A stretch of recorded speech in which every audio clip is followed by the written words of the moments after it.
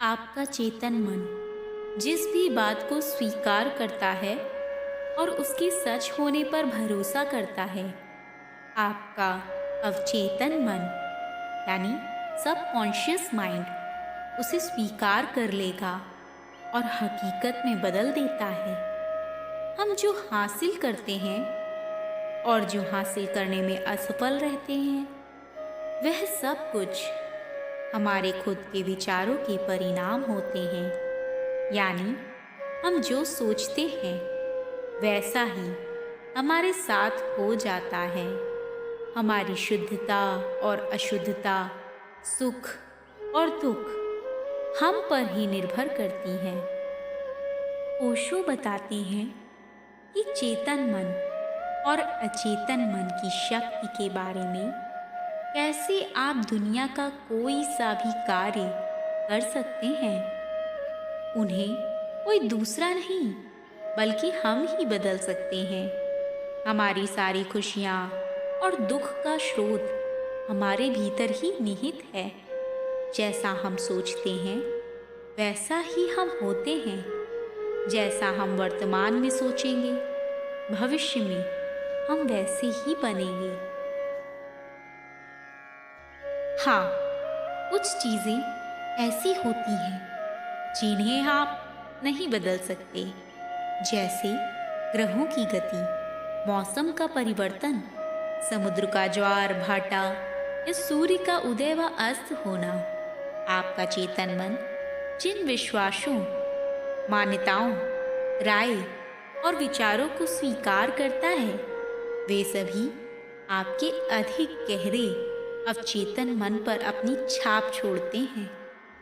अपने अवचेतन मन को सही रास्ते पर कैसे ले जाएं, वह सीखना बहुत आवश्यक है। सौंदर्य, प्रेम, शांति, बुद्धिमानी और सृजनात्मक विचारों वाली सोच रखें। आपका अवचेतन मन उसी के हिसाब से प्रक्रिया करेगा और आपकी मानसिकता, शरीर तथा जीवन की परिस्थितियों को अवश्य ही बदल देगा। मनोवैज्ञानिक और मनोविश्लेषक यह बताते हैं कि जब विचार आपके अवचेतन मन तक पहुंचते हैं तो वे मस्तिष्क की कोशिकाओं पर अपनी छाप छोड़ देते हैं। आपका अवचेतन मन बिल्कुल गीली मिट्टी की तरह होता है। यह किसी भी तरह के अच्छे या बुरे विचार को स्वीकार कर लेता है और उसी आकार में ढल जाता है। आपके विचार सक्रिय होते हैं, उन्हें वे बीज मान लें जो आप अपने अवचेतन मन की मिट्टी में बोते हैं। नकारात्मक, विनाशकारी विचार आपके अवचेतन मन में नकारात्मक ढंग से काम करते हैं। निश्चित रूप से समय आने पर आपको उनके अनुरूप ही फसल मिलेगी। आपके चेतन मन के आदतन विचार पर आपके अवचेतन मन में गहरे खांच बना देते हैं। यदि आपके आदतन विचार सामंजस्यपूर्ण, शांतिपूर्ण और सृजनात्मक हैं, तो यह आपके तथा आपके करियर दोनों के लिए बहुत ही फायदेमंद होता है। इसीलिए यह बात जान लें कि विचार ही वस्तु है। आप मन में जो महसूस करते हैं उसे ही अपनी ओर आकर्षित करते हैं। आप जिसकी कल्पना करते हैं वही बन जाते हैं। यदि आप ऐसा कर लेते हैं तो इसके बाद आपके जीवन में चमत्कार होने लगेंगे। आप जहाज के कप्तान हैं, आप आदेश दे रहे हैं और आपका अवचेतन मन आपके आदेश की छाप को ग्रहण करके इसे साकार कर देगा, चाहे यह सत्य हो या नहीं, जैसा हमने बताया है। इसीलिए सिर्फ उन्हीं चीज़ों को स्वीकार करें जिन्हें आप वास्तव में साकार देखना चाहते हो। यानी सिर्फ उन्हीं चीज़ों के बारे में सोचें जिनको आप भविष्य में करना चाहते हो। आपको यह एहसास करना होगा कि आपका चेतन मन दरवाजे पर खड़े पहरेदार की तरह है। इसका मुख्य कार्य है आपके अवचेतन मन को झूठी छवियों से बचाना। अब आप मस्तिष्क का एक बुनियादी नियम जान चुके हैं। आपका अवचेतन मन सुझावों को ग्रहण करता है।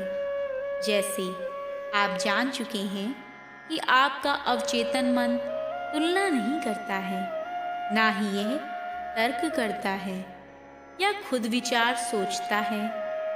ये सारे कार्य तो आपका चेतन मन करता है। आपका अवचेतन मन तो सिर्फ उन्हीं छवियों पर प्रतिक्रिया करता है जो कि आपका चेतन मन इसे देता है। यह खुद काम की किसी खास दिशा या योजना को तवज्जो नहीं देता। याद रखें, चेतन मन की इच्छा के विरुद्ध कोई सुझाव अवचेतन मन पर हावी नहीं हो सकता। आपके चेतन मन में किसी भी झूठे या नकारात्मक सुझाव को ठुकराने की शक्ति होती है। आपको यह सुनिश्चित कर लेना चाहिए कि आप अपने अवचेतन मन तक सिर्फ वही सुझाव पहुंचने दें जो हर मायने में आपका उपचार करते हों, वरदान होते हों, आपको उच्च स्तर पर ले जाते हों और प्रेरित करते हों।